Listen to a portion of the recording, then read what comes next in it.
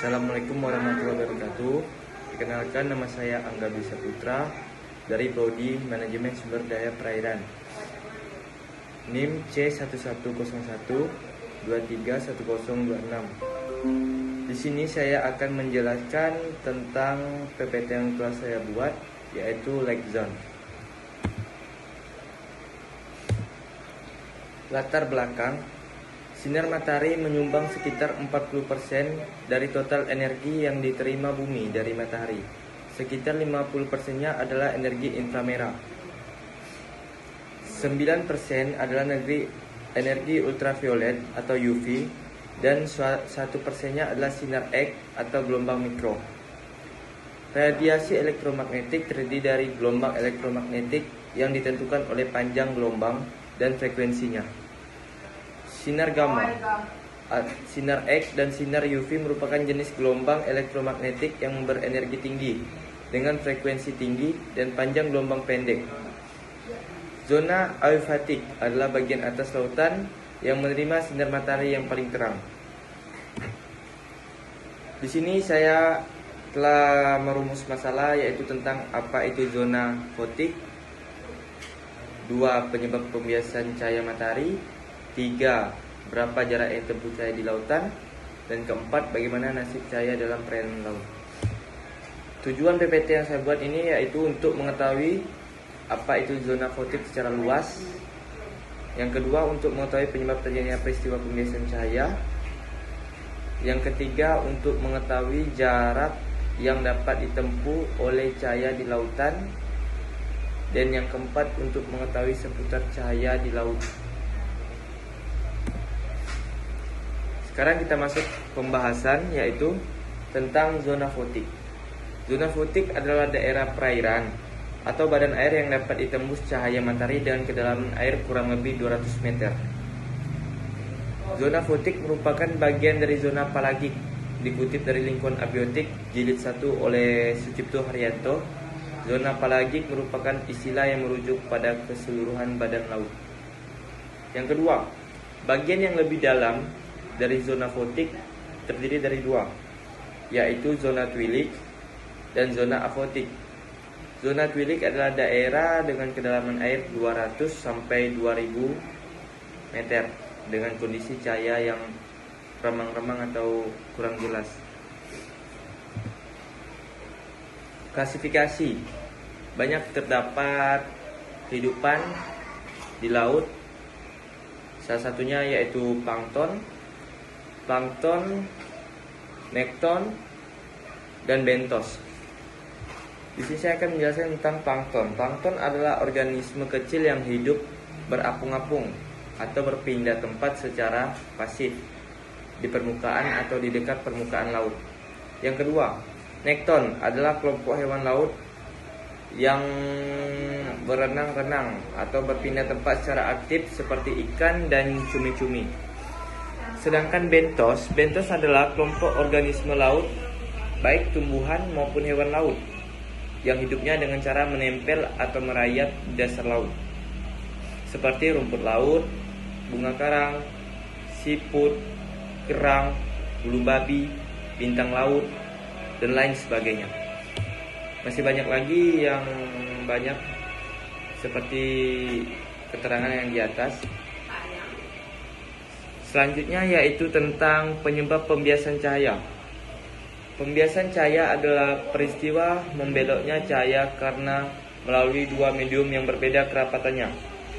Yang kedua, pembiasan terjadi karena gelombang melewati dua medium yang memiliki kerapatan yang berbeda.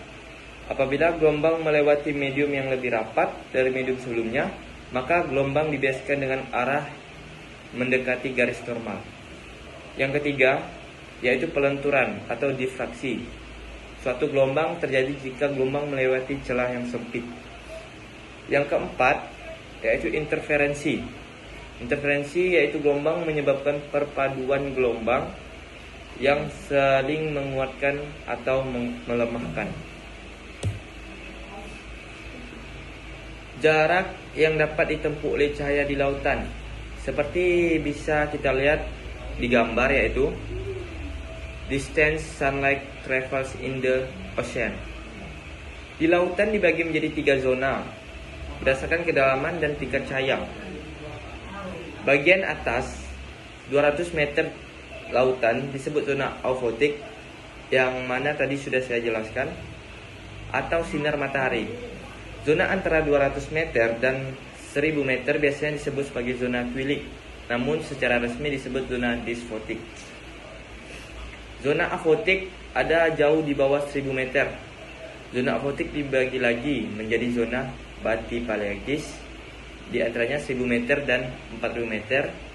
Jurang abyssopelagik atau jurang maut, di antaranya 4000 sampai 6000 meter. Dan zona hadopelagis atau zona hadal, yaitu 6000 meter lebih dalam.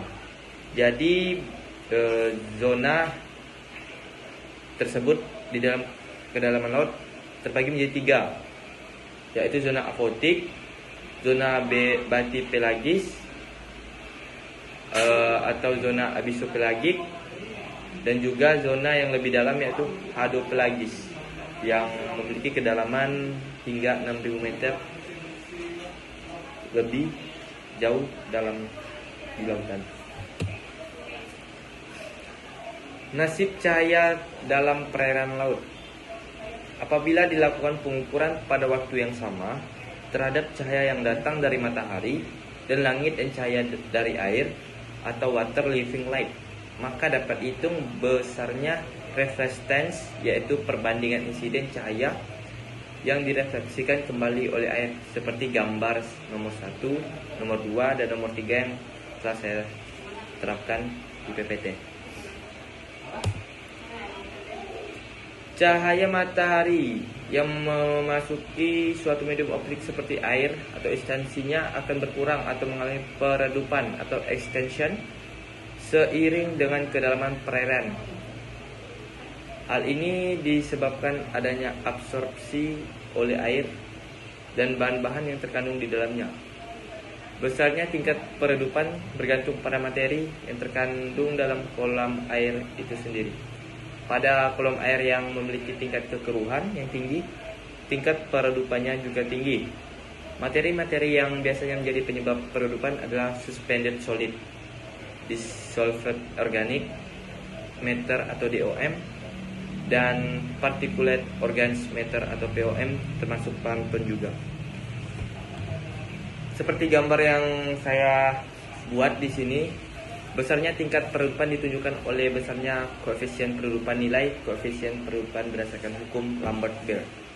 Peredupan atau extension disebabkan oleh absorpsi cahaya oleh air murni yang dilambangkan oleh K, absorpsi oleh bahan terlaut dan tersuspensi, bisa kita lihat rumusnya. Yang ketiga, scattering dalam air murni dilambangkan dengan tanda 3 Romawi kayak gini. Yang keempat yaitu scattering atau difraksi, atau bisa disebut juga refleksi oleh bahan terlaut dan tersuspensi, dan lambangnya seperti kayak gini guys. Saya tidak tahu namanya, dan saya lanjutkan. Oleh karena itu, koefisien peredupan dalam kolom air harus didefinisikan untuk cahaya dengan suatu panjang gelombang yang dilambangkan dengan huruf A, yaitu seperti rumus yang di atas, di mana suatu koefisien peredupan untuk cahaya monokromatik dari panjang gelombang adalah pengaruh absorpsi dan scattering dari air murni, dan KWA dan EWA adalah pengaruh absorpsi dan scattering karena bahan terlarut dan tersuspensi pada perairan alami. Kesimpulan. Di sini saya akan membuat kesimpulan tentang materi ini. Yang pertama yaitu cahaya matahari merupakan sumber energi utama ekosistem laut, karena sebagian besar di ekosistem laut itu harus menggunakan atau memerlukan cahaya matahari, dan terutama untuk air laut, di mana suatu habitat atau ikan yang bisa hidup di atas 200 sampai 1000 meter, dan masih banyak lagi ikan-ikan yang sebagian bisa hidup di kedalaman laut. Yang kedua, cahaya matahari menjadi energi bagi organisme autotrof di laut.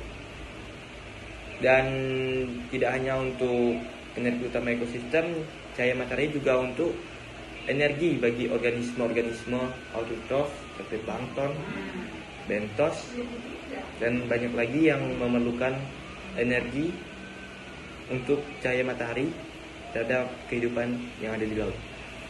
Yang ketiga, cahaya matahari menjadi sumber utama proses produksi di laut melalui proses fotosintesis yang dilakukan oleh organisme autotrof. Yang keempat, ada fitoplankton merupakan produser primer utama pada ekosistem laut yang menempati dasar piramida makanan di laut, ya, atau siklus makanan yang dilakukan oleh habitat yang ada di laut. Yang kelima, ada fitoplankton memiliki nilai efisiensi tertentu dalam memanfaatkan cahaya matahari. Jadi fitoplankton ini guys, tidak hanya untuk menempati dasar piramida makanan di laut, tapi dia juga bisa memanfaatkan cahaya matahari, tapi hanya untuk nilai efisiensi tertentu. Saran: penelitian ini masih jauh dari kata sempurna. Sumber materi hanya dapat melalui jurnal dan bantuan beberapa artikel saja, tanpa adanya tinjauan lapangan secara langsung. Untuk itu, peneliti selanjutnya disarankan meninjau langsung ke lapangan agar materi tidak hanya berdasarkan jurnal dan artikel saja, namun dapat secara fakta dan bukti nyata. Cukup sekian dari presentasi saya. Kurang lebih saya mohon maaf. Tidak luput dari salah dan hilaf, karena kesempurnaan hanya milik Allah Subhanahu wa taala. Saya akhiri, wabillahi taufiq wal hidayah. Wassalamualaikum warahmatullahi wabarakatuh. Bye bye.